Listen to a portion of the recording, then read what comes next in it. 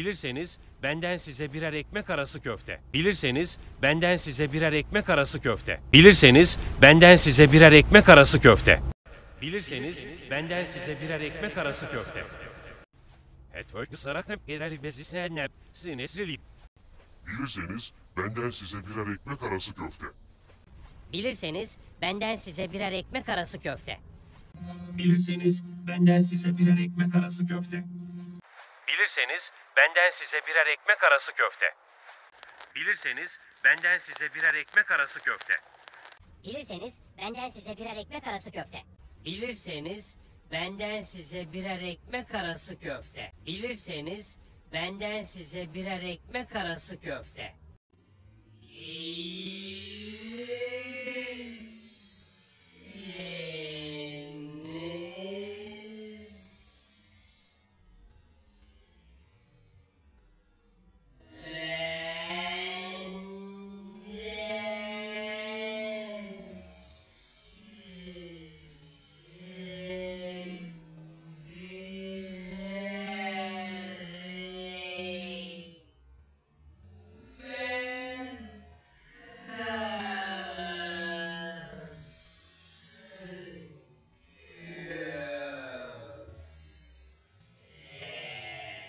Bilirseniz benden size birer ekmek arası köfte.